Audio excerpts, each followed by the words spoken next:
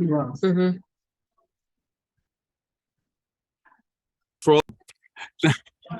Yeah. Thank you to all of you who are attending in person and on Zoom. We have a wonderful speaker tonight who has actually appeared once before on Zoom. Let me introduce Mrs. Neil Ash, better known as Karen Skolnick. Neil told me to say that. Karen will introduce our speaker who is near and dear to her heart. Without further ado, here's Karen. Thank you.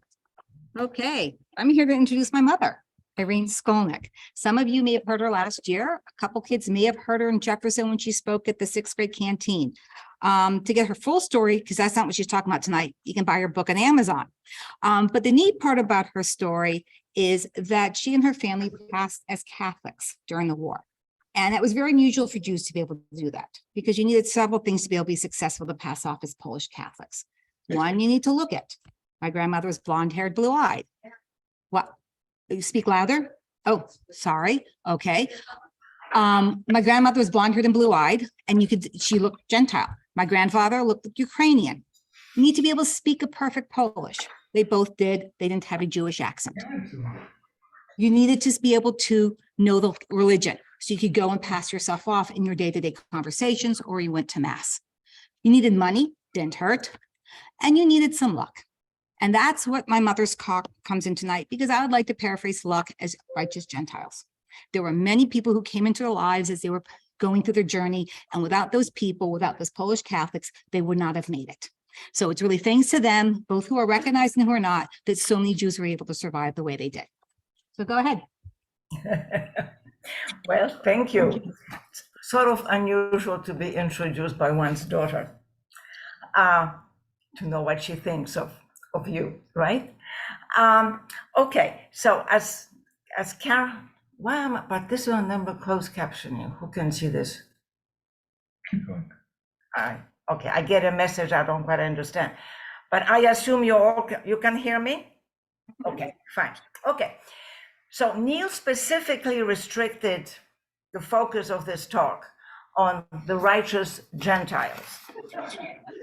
This term traditionally has been reserved or used to identify Gentiles who have been of great help to world Jewish communities in times of persecution. The term acquired a more defined meaning as a result of the Shoah, adding the phrase that the righteous Gentiles risked their lives to save Jews. Yad Vashem further restricted admission to this honorific group by stating that no money should have changed hands. I found this restriction really strange, given that we know that the Nazis' pursuit of wiping out Jews from the face of the earth had no such restriction. The Jews did not, the Nazis did not care how or why Gentiles helped Jews. Just the fact that they helped Jews made them punishable, usually by death. So trying to stay within the confines of half an hour, I will bring two instances of family members who survived thanks to Gentiles and of a different nature than the Gentiles who helped us. Okay, let me just quickly set the stage. We lived in the eastern part of Poland, which made us very fortunate that we did not come under Nazi occupation till June of 1941, when Hitler attacked USSR. I was 4 years old at the time. I had an older brother who was 2.5 years older. Sometimes in the spring of 1942, my mother became convinced that the Nazis were not out just to enslave Jews, but were out to exterminate us. And she felt that our best chance of survival was to go Aryan. She purchased a friend's birth certificate, found a counterfeiter to modify her and eventually my father's Polish identity cards, fabricate fake German IDs, because whenever the Germans occupied a territory, they issued their own identity cards. And the German was more important than the Polish, and you had to have one. We left the ghetto just as the deportation was starting, and it was a number of Gentiles who helped us exiting the ghetto. Funny enough, it was a Nazi officer who allowed us to hide for 2 weeks in the factory that he was supervising while the roundups and deportations were going on. He was so generous because my mother sold him a diamond ring at a very good price. So money changed hands, but we were safe. It was a Pole who, for money, offered to take us safely out of the city to another city deeper in the country where hopefully my parents would not be known, and where he claimed that he had connections to help my father get started. All right, that is how we arrived in Lublin. Now, what you sort of need to know that until about 10 years ago, I really had absolutely no interest in the Holocaust, in our story. I had lived through it. My father couldn't stop talking about it. So I had it up to here. I knew it. I never bothered to find details. 10 years ago, when I, under pressure from my family, finally sat down to write the story, and I looked at the account that my father had written down, I wish I had asked questions. I wish I had read it earlier, could have finished it off. But the one question that always perplexed me, why did the Pole take us to Lublin? He did not know a soul in Lublin. He had no connections. Lublin was decreed to be a German city. You need a special permission from the German authorities to settle in the city. And it was the site of Majdanek, the second largest concentration camp. As I was preparing for this talk, it suddenly hit me. Was that his way of getting rid of Jews? He knew that we would have a hard time, and so he seemed to be nice and he made some money, but we wouldn't succeed. Well, if that was his intent, the joke was on him. My mother was the one with chutzpah.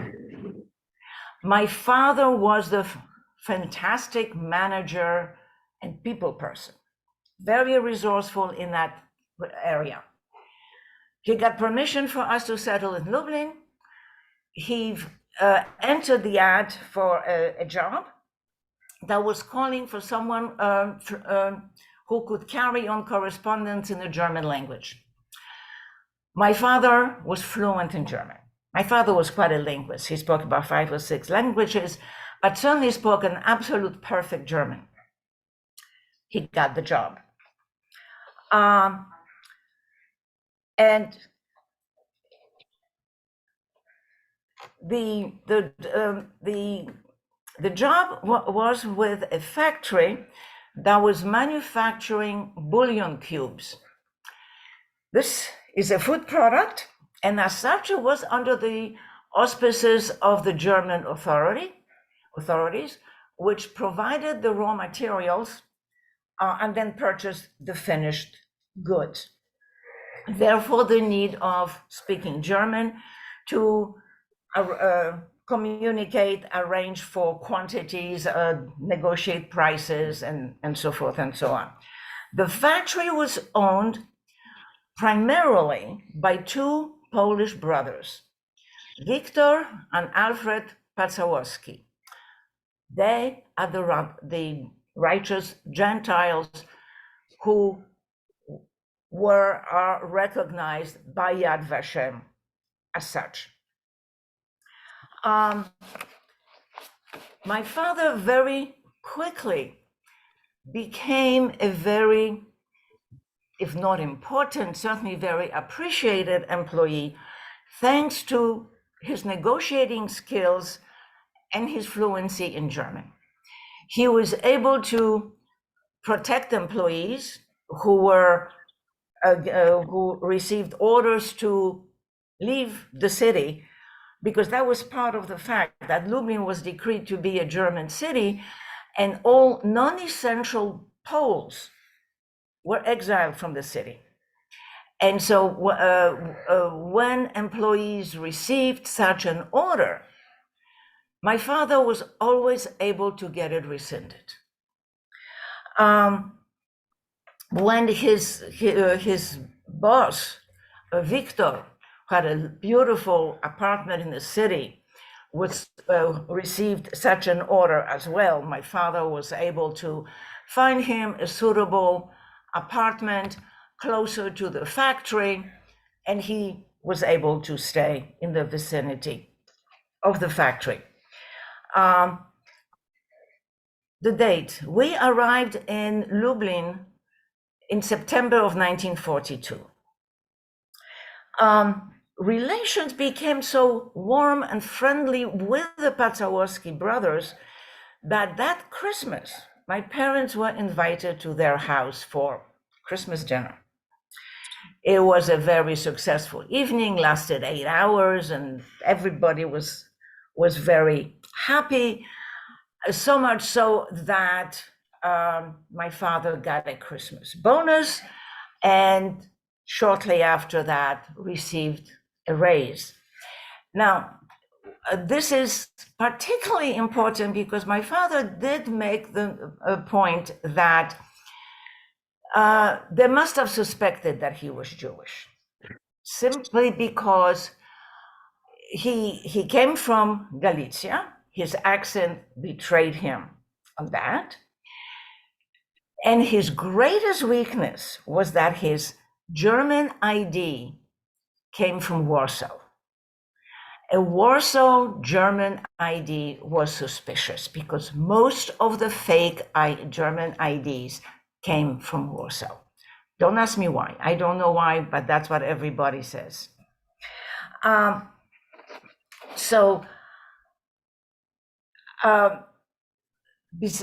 My father was also able to obtain special German IDs for his bosses. Again, it's sort of setting the stage. The Germans carried no particular law for Slavs. So once most of the Jews were taken care of, they then really persecuted the Poles. It certainly was true in Lublin. But there were German identification documents that could be obtained for important Polish employees. And Wiktor asked my father if he could obtain such papers for him and his brother, so that if they needed to travel on business, they would be protected. And my father obtained that for them. And that sort of gave him the idea that, hey, maybe he could get it for himself as well, but he didn't quite dare to do it just for himself. He suggested of doing it for himself and the office manager. And the brother said, okay, but there are a couple of other important employees, do it for everybody. So all of this to say that my father was very useful to them, and they reciprocated.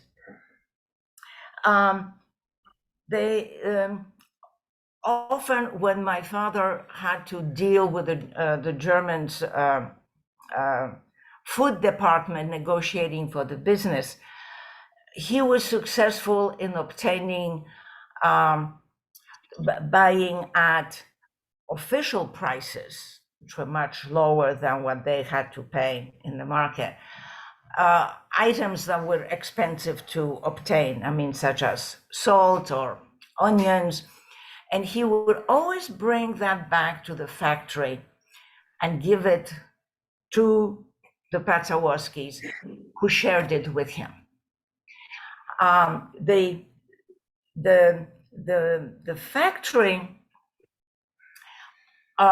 practically employed 55 people, but on the books, it looked like they had 60 employees because they put on the payroll people who needed employment for protection from deportation. So there were special favors that they extended to 5 people to give them that kind of protection. And so once when my father was at the food district, he received meat allocation for the employees. And for some reason, somehow he was able to obtain allocations for 70 people, whereas they only had 55. So when he brought that merchandise to the factory, each employee got its share, and the extra 15, the Patsawoski split 3 ways. 1 for each of the brother and 1 for my father. I mean, really very, very correct. In this happy environment, there was a bad, a fly that in the ointment.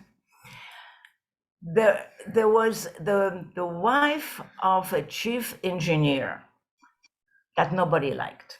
She was never invited anywhere, and kind of ostracized, and she was very jealous of the warm, friendly relations that my father had with the bosses.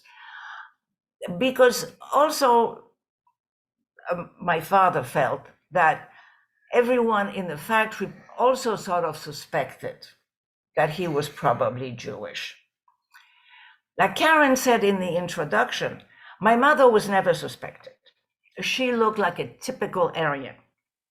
And so the wisdom in the factory tended to be that my mother made the mistake of marrying a Jew. Okay? So out of respect and consideration for her and the fact that my father was very useful to them, nobody said anything except for this woman. And she started a rumor that my father was Jewish. And that started going around. And so naturally, my father became very nervous. And he went to Victor and said, "Hey, can you please shut her up?" Victor said, I can't do that. He says, "But this is dangerous." Because this was the factory was located in the outskirts of the city. It was a small community. Everybody knew everybody else.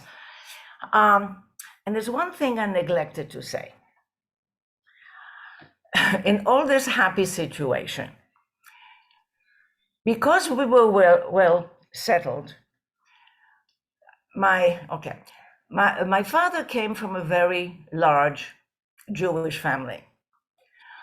I guess it was sort of standard in those days. He was the youngest of 7.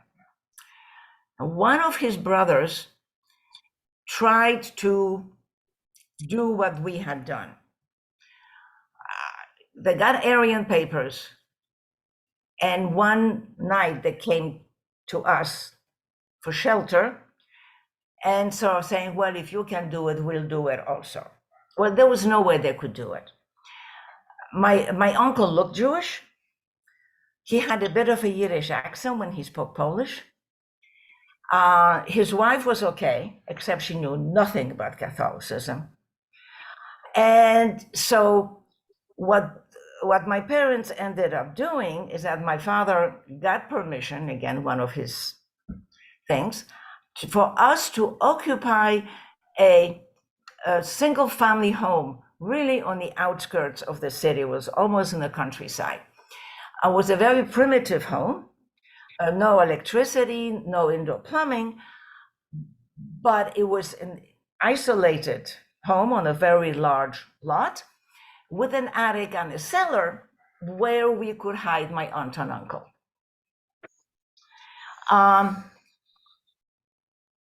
Except that within less than a month of this occurring, their two daughters, who had been hidden in a convent, the Mother Superior had accepted money and agreed to keep them, except somebody blew their cover. The girls came to us. So we ended up hiding 4 people in the house. So when this dilemma with the woman spreading the rumors in the factory happened, Victor said, hey, as I said, this is dangerous. You should move into the city away from where these rumors circulate. And that is when really officially my mother broke down in tears and told him, says, well, we can't move because, her words, my husband created a ghetto in our house. Victor was shocked and really taken aback. And he said, well, look, why don't you let your brother try to save himself on his own? Don't endanger yourself. And my father said, can't do that. There is no way he's going to succeed. If I send him out, I'm condemning him. Would you do that to your brother? And clearly Victor felt he could not do that to his brother. Victor came up with a wonderful solution. He and his brother owned another factory in Warsaw, which at that time needed the skills of that engineer whose wife was causing the trouble. And so he offered a transfer to the engineer with a promotion. The engineer was delighted. He was not very happy because the wife was so disliked around the factory. My father, in record time, arranged all the special papers required for the transfer and for him to get an apartment in Warsaw, and the problem was solved. And so we thought, except that the woman sent an anonymous letter to the Polish police saying that a Jew is employed in the factory. And so one morning, 2 policemen come to the factory and speak to my father, sort of saying, well, we have this report that you employ a Jew. We need to talk about it. My father just kind of panicked at the moment. It's one time that I think my father really clammed up. But fortunately, Alfred was in the office, and so he handled the office of the policeman. But there was no shaking them. They were absolutely determined, no matter of no kind of excuses, explanations that Alfred could come up with, that all employees are vetted by the German bureau, that they'll hire everybody through the German bureaus. They don't know how to do it. We are much better. We found Jews in places where the Germans had sent them. And then finally the policeman lost patience and said, look, just call all the people, all the men here, we'll have them drop the pants and we'll know who's who. Well, by that time, my father kind of got his wits about him again. And he says, well, look, we work on 3 shifts and you don't know in which shift your man is. And if he's not on this day shift and he hears what's going on, he'll fly the coop and you lose your person.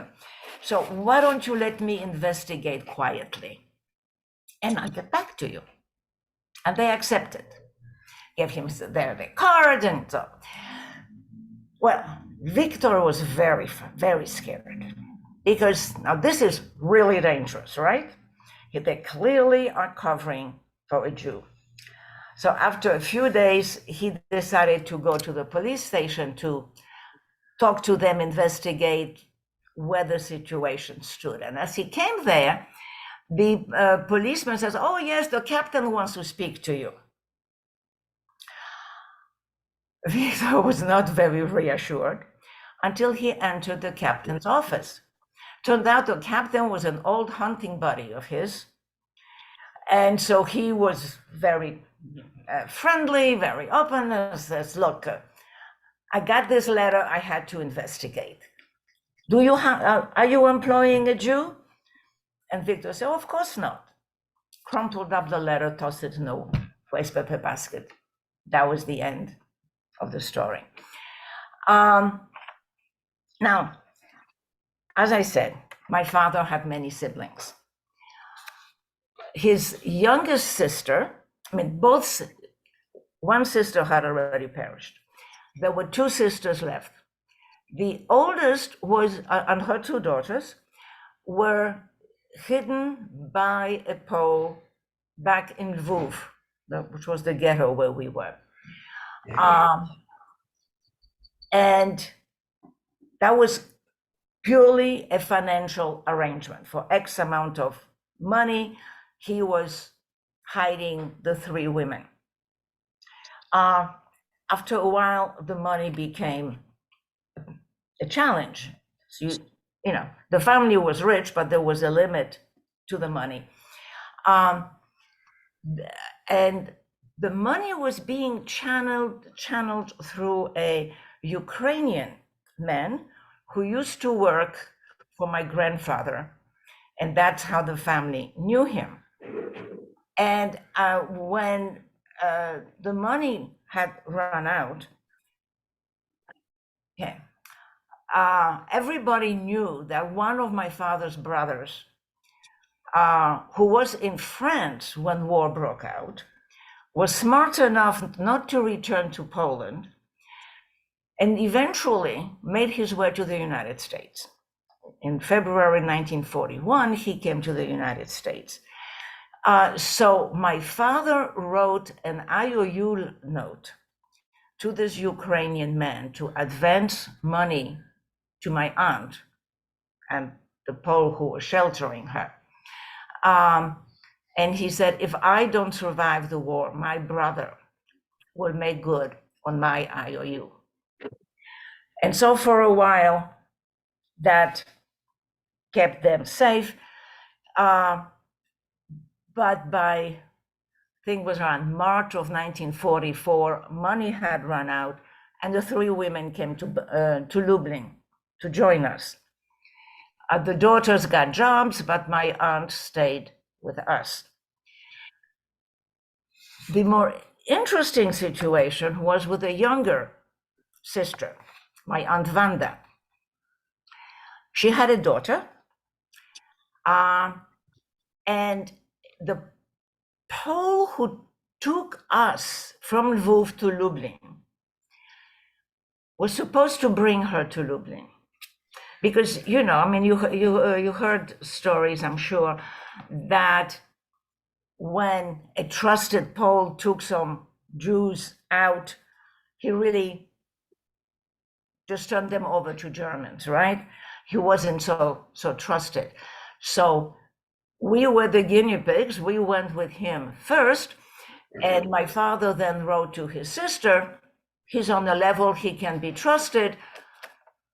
Trust him to bring you and your daughter as well." Again, I don't know why. I'm not sure anyone knew why, because this is something I did speak to my aunt about at one point. He did not bring them to Lublin. He took them to Warsaw, which in many ways was the worst place where to be. Now, my aunt, sweet, lovely, wonderful lady, looked Jewish, spoke a good Polish, knew a reasonable amount of Catholicism, but her looks weren't very good. Her daughter was like my mother, typical Aryan, never questioned. And she was 10 years my senior. So if at the time I was about 5, 6, she was 15, 16, so she could behave more like an adult. Why am I bringing this? Because you survive thanks to whichever way you can.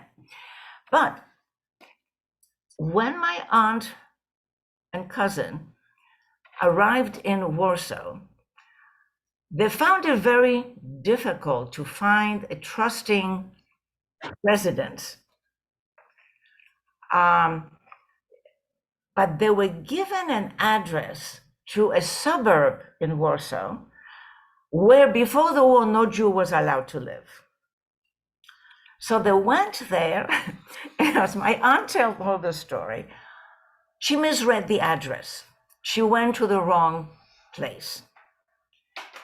And when she spoke with the woman of the house, so saying, oh, well, it's just me and my daughter, we're looking for a place where to live. So the woman said, well, really, we're not the ones that put the notice at the office that we're looking for renters.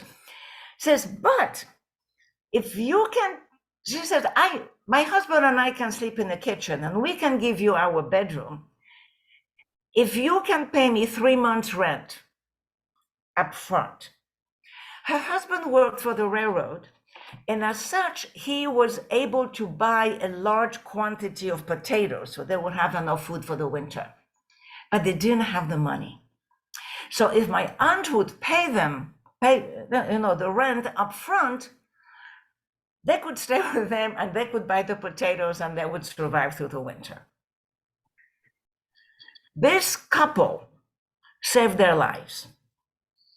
This couple fell in love with my cousin, but it gets complicated. Now I'm back to my aunt and uncle in Lublin, whose 2 daughters from the convent are coming to us, okay?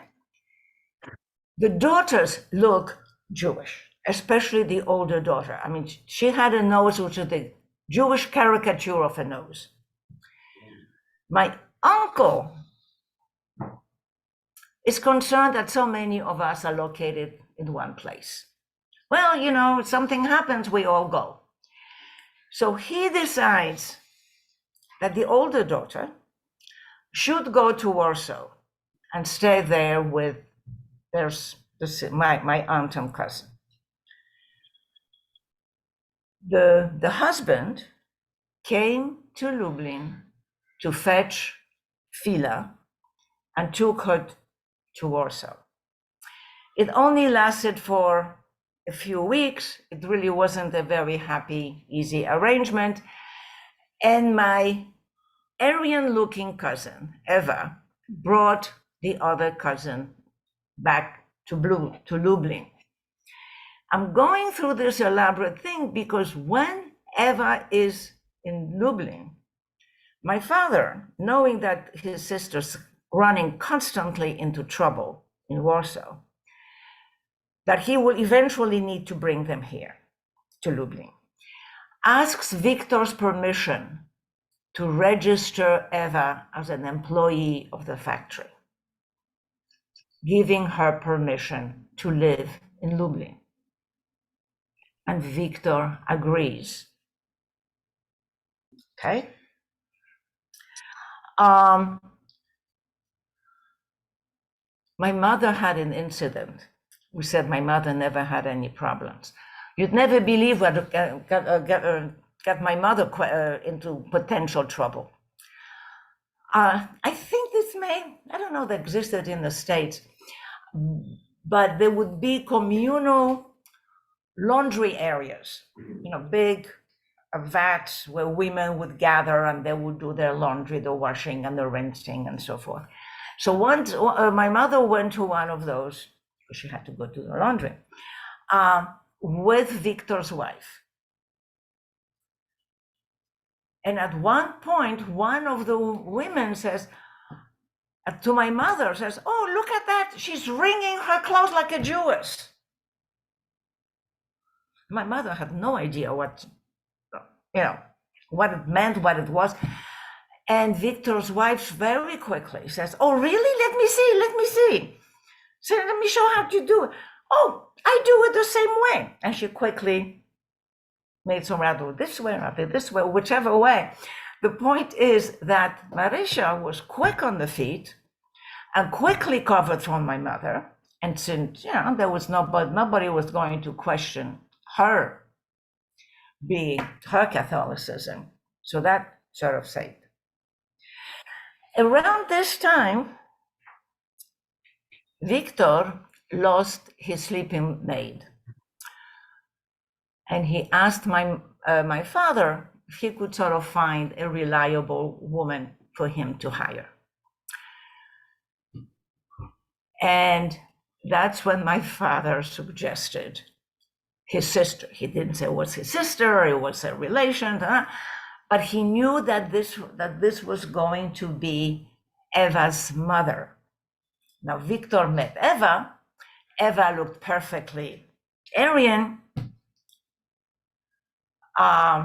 So he assumed the mother would look similarly. Well, my aunt came. Victor was very elegant, kissed her hand when they were introduced, promised my father that his wife would never ask her to do anything she wouldn't do herself. And she was hired, but only for 2 weeks.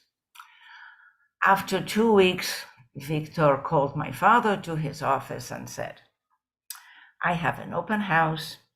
I have a lot of people coming and going. I don't want anything unhappy to occur to her under my roof." And so she had to find another job. And I'm really was impressed by that because in 1968, Victor had 3 children. A son, same age as my brother, a daughter who was just 6 months older than I, and then a little baby. Okay? In 1968, his daughter came to the United States. She immigrated. And that's when I reconnected with her and we became friends. She still remembered. So at that time, so she was 6, 7 years old. She remembered the crisis of conscience in that family that involved the children, what to do about my aunt, and the difficult decision that this presented for the family, where they felt they really had no choice, but they had to ask her to leave. Now, going back to the family that had taken them in Warsaw in exchange for advance payment of the rent, as I said, my aunt looked Jewish. My aunt was blackmailed several times. Each time sort of bought herself out of it. If you ever read my book, you'll probably have the same reaction as my husband did. Just how many diamond rings were there in that family? Because every time that she was, blackmailed, and she got herself out through assortment of diamond rings. At the end, it was the wife who sold some odd items to raise enough money to bail my aunt out. And that's when my father brought my aunt and cousin to Lublin.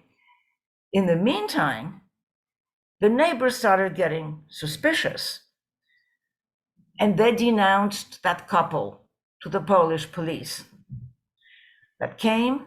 By that time, my aunt and cousin were gone, And the police started questioning him, and he was hauled into the station, beaten, imprisoned for a few days, and he didn't talk. He clearly knew where we lived in Lublin because he came to get my other cousin. But when my aunt and cousin tried to get them to be recognized as righteous Gentiles, Yad Vashem wouldn't go for it because money had changed hands. One final thing, I am running out, or I'm over time.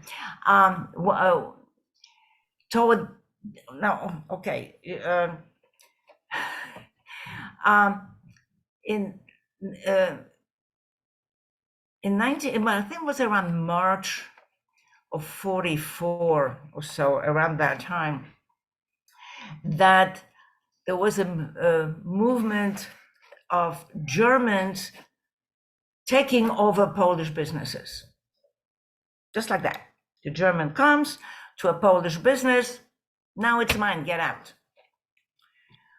And so Victor and Alfred were served notice that the man who was one of the big shots in the office that my father was dealing with for allocation of resources, that he wanted to take over that business. And that had to take place in April. And so Victor tells my father, okay, fine, why don't you just make up the account of what we have, what do we have any shortages, because if they didn't use all the raw materials they received, they sold them on black market, so they did not have everything that they should have had. And my father says, wait a minute. You're wealthy, you have nothing to worry about. You can move on. I can't. I need the job for cover and for my income. Don't be in such a hurry giving it up. So Victor says, well, if you think you can manage and arrange something else, go right ahead. And he was given carte blanche to go and negotiate with the Germans. There was a fairly tense negotiation back and forth.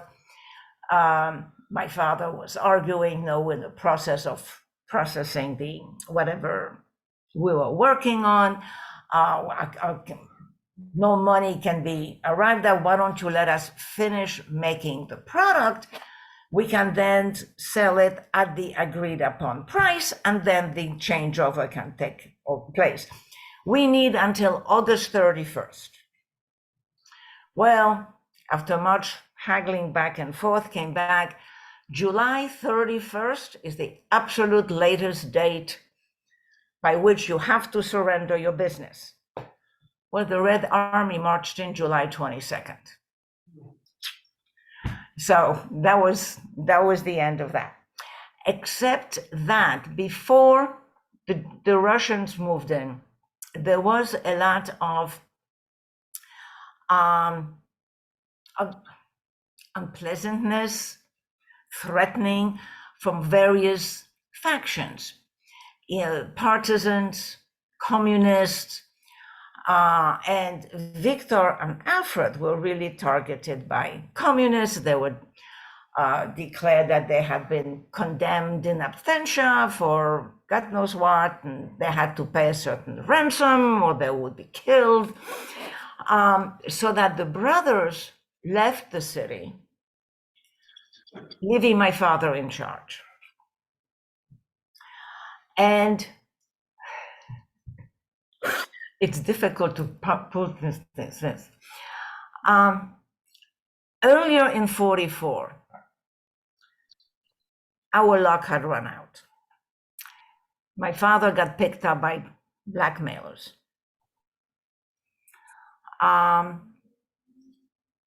Who came once to the house.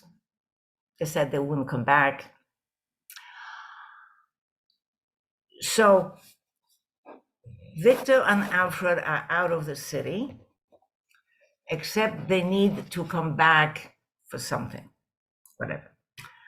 And that was just Alfred. Alfred was coming back to take care of some business. And so my parents invited him for dinner that evening. My mother met him and his wife in town. They went shopping or whatever, leaving. After all, they had a whole army of women back at the house to prepare dinner and everything else. And that's when the blackmailers chose to return. And they found everybody. I saw what was going on. I was outside, I was playing. And I was 7 years old. I had never gone to town by my own, but my brother had. So I went to find my brother, told him what happened. Said, you've got to go and tell mother what's happened at the house. He found my parents, but he couldn't talk to them. Anyway, so my parents came back and they found everything was gone. My mother had packed the best items they had in 2 suitcases. So in case we had to leave at a moment's notice, right? She would have, of course, so that was all ready for the blackmailers. They walked out with that. They stole the pajamas my parents had worn that night, the night before. That was still left around. I mean, they left us with nothing. Why am I saying that? Because this was the time when the factory was receiving new coupons for clothing. And the Pazawowskis gave theirs to my parents so they could buy back some clothes that they needed, given that everything had been stolen.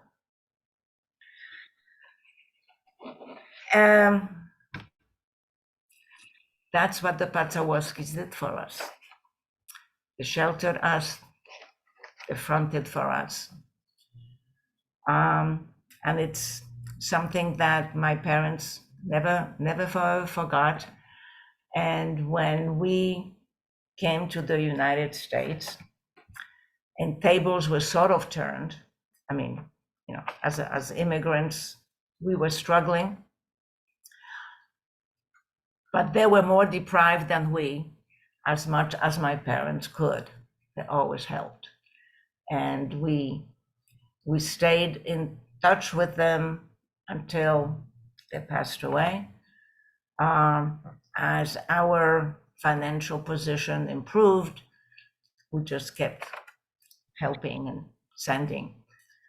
When my mother passed away, I even relearned to write Polish as I took over the role of staying in touch and sending them checks and so on. But so it was a very warm relationship. And to me, was partial redemption of the Polish people. There were good Poles. There were Poles who chose not to denounce us. Because for instance, something that I didn't mention earlier, my father several times ran into people that he knew from before the war, who just looked the other way. One, in fact, just sort of told him, "Don't be afraid." So I know Poland doesn't have much to brag about its behavior during the war, but there were some who redeemed the national honor. Now, if you'd like to ask any questions to fill in some of the holes in my story, I'd be very happy to address them. But thank you for your interest and your attention. Chris, why don't we do this? I'll announce the questions that people have here, and can you announce the questions that people have on Zoom? So, does anybody have any questions in here? Go ahead. What year did you come to the United States? Well, we came to the United States in January 2nd, 1952. But we left Poland in February of 1945. We went to France. Where did they settle? Let's see. That I can answer. New York City, via Paris. So they were in Paris from 45 to 52? Yes. Yes, and they left because of the Korean War. They were worried the Russians were coming. Because where they lived, the Russians had already, conquered Eastern Europe, and Poland. Well, the point is that when the Korean War broke out, there were, in France, there was real panic because they could see possibility of World War III. And Germany wasn't built up. There was no buffer between Russia and France. And the only way that we were able to obtain permission to stay in France, because we came on a, I think, 3-week visa or something like that. And my father, again, very successful, very resourceful, kept getting it extended. Well, all right. Much of it was thanks to the American Jews, because when refugees, after the war, Western Europe was really quite generous in allowing survivors to come, but only for a little bit. After all, Western Europe was decimated by the war, right? I mean, they were impoverished, there were shortages, they had unemployment, but we were able to come in. You couldn't get a job because before a Frenchman could hire a foreigner, had to prove that there was no Frenchman who could fill the job. So, and if you didn't have a job, you couldn't get permission to stay. And if you didn't have permission to stay, you couldn't get a job. So, American Jewish communities started sending clothing for the refugees. Well, someone had to be in charge of it, right? And take charge and sort it and so forth. Well, again, this is where my father stepped in, and the fact that he spoke many languages, certainly Yiddish, that was the lingua franca, right? But he knew enough French to get around. You didn't want to speak German in France. I wasn't looked upon very nicely, but he had learned a little bit of English. But so he got employed by the Jewish community, and he was in charge of receiving and sorting out the clothing that came from America. That's how we got dressed. So we had very little when we came to Paris. So, but eventually it became difficult to get extended permission to remain in France. And the one out was to become a subject of the International Refugee Organization under the auspices of the United Nations as an excuse because of the prevailing political regime in the country of origin.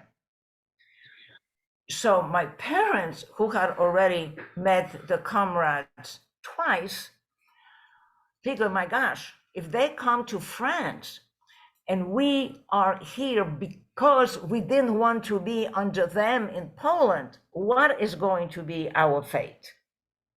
Okay. So that's why my parents said it was time to get out of Europe. My mother said Europe is a volcano. So we came to the United States. Next question. Anybody else? Another question? So I have a question. Whatever happened to the factory? I never did ask. You mean in Poland? Yes, the bullion place.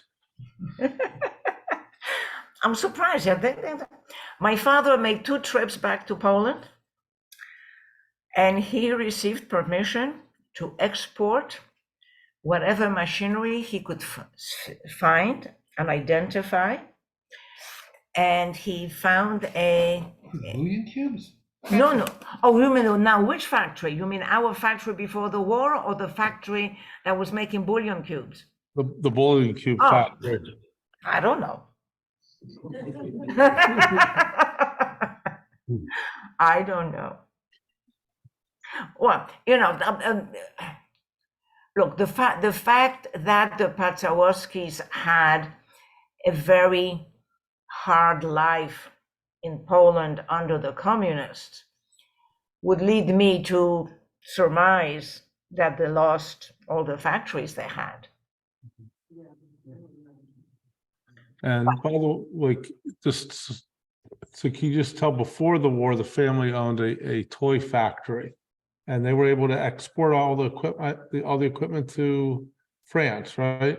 Well, I'm not sure. I wouldn't say all, but I mean whatever because whatever equipment my father could identify and find, he got permission to export it to France, and he found a French manufacturer because as a foreigner he could not establish a business, so he needed a Frenchman to do that, and so he restarted manufacturing the toys that the family manufactured before the war.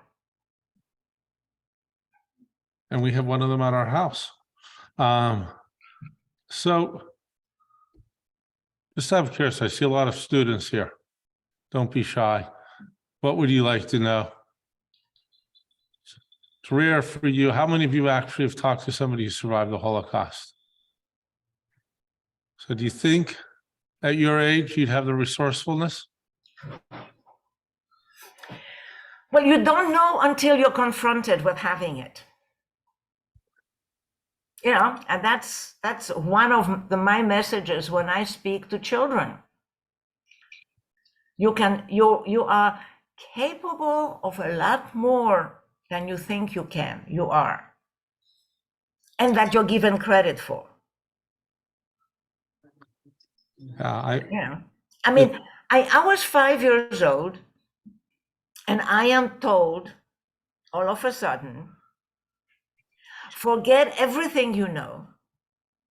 You don't know anything about your past. You don't know where you used to live. You don't know what your father used to do.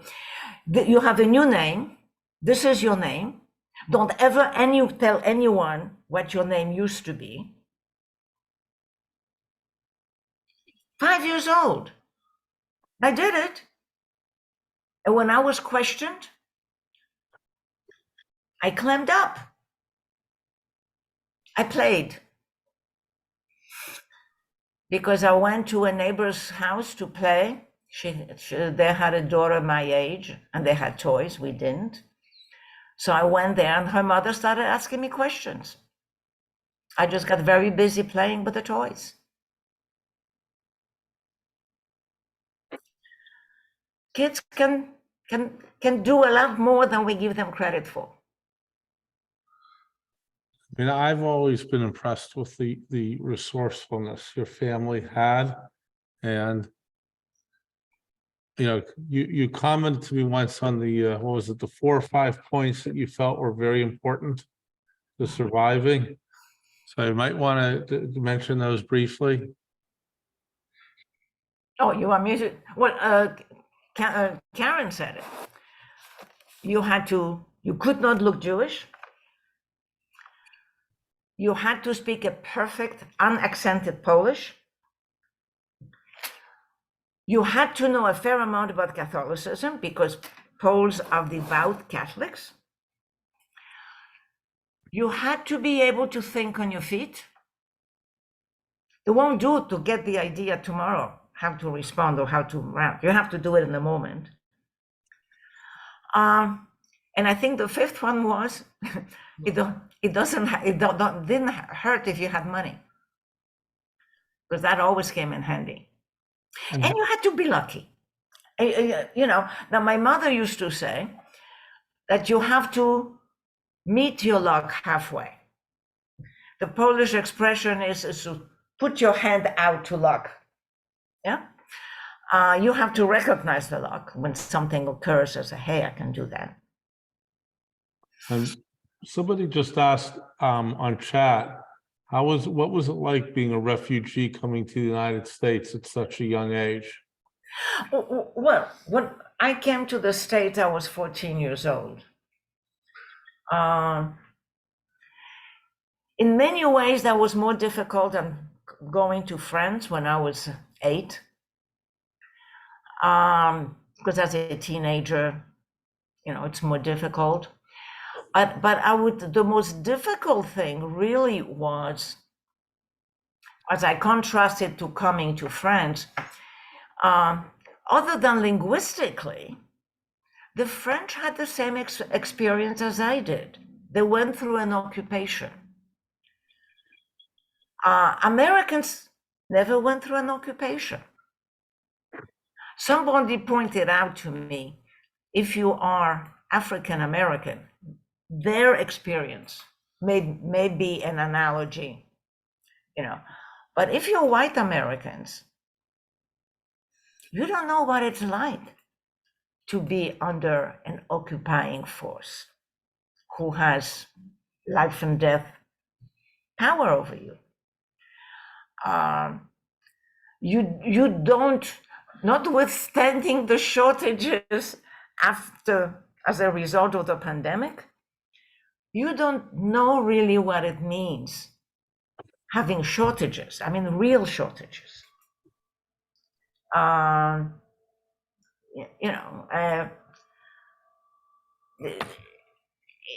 We're hearing right now about the Ukrainians not having electricity. Now, Neil, this is directed at you. I was asked yesterday to drive to your house to give a ride to your son for an activity. Came there, picked him up, took him, came back. And what do you think I found in your family room? We own stock in the electric company. Right. The electricity is on. You walk into an empty house and the lights are on. Why? So how many of you kids have seen your parents scolded by their mother-in-law? I want to know. I mean, I think that's a very good point, though. I mean, we really don't appreciate in many ways how lucky we have it in this country, despite, you know. It's your American entitlement. You're entitled to waste water. You're entitled to waste electricity because you were born in a country of abundance. Well, who teaches Apex again? Mr. Gallo. We are recycling all of our glass. I want everybody to know this. Yes, sir. No, it's some, you know, I mean, look, I enjoy living in America, the freedom, the abundance, but I am conscious of it. I appreciate it. I value it. And if I had to, I could do with a lot less. And I think in that is my strength and something that I try to pass on to my children. And now I berate my grandchildren when they're wasteful and not appreciative. All right, Fred, you got a question?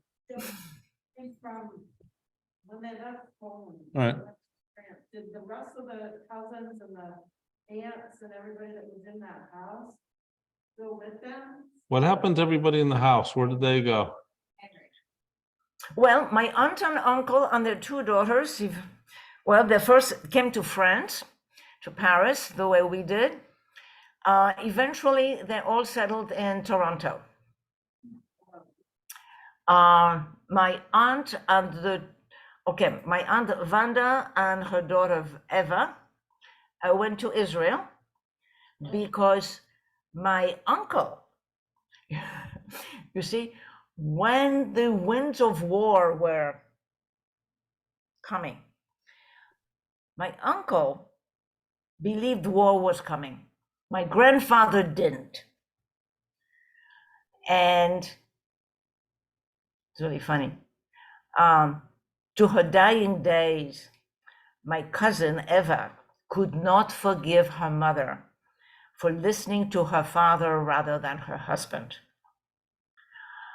My uncle, her father, on his third attempt, crossed the border into Lithuania. When mother and daughter tried to follow a few weeks later, it was already too late. The Russians had slammed the frontier shut. The point of the bayonet, they were sent back to Poland. And that's how they stayed in Poland and spent the war with us. After the war, they went to Palestine by way of Cairo. And the Orient Express that took them up to Haifa. And my other aunt, with her two daughters, they also ended up there. Well, the first, and they went to Israel already, and then they came to the United States. All right, anybody, any other questions? All right, Mrs. Skolnick, thank you very much. Thank you. Thank you for your attention. As Mr. Karen Skolnick, I appreciate your speaking to us. And I'll see you soon.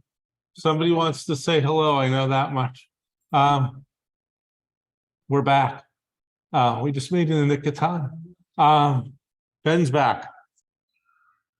So I appreciate it very much, and I'm gonna say goodbye. Thanks, everybody, for coming tonight, and we will pick up sometime around the middle of December. We have some other very interesting speakers, including the public relations person for the Israeli consulate in New York, who's done several programs here. How many of you kids have, you students have read the book, The White Rose? I know it's a book that it's in the school that they're reading. We're having the author come and speak. So we're going to be talking about that, and I forget who else we have, but we have two other speakers. I'm tired. I just drove 5.5 hours back from college to bring my son home. So I made it with 1 minute to spare. All righty. Thanks, everybody. We appreciate the time. Bye-bye. Bye-bye. He's at home. Yeah, I'm surprised he didn't show up. Oh,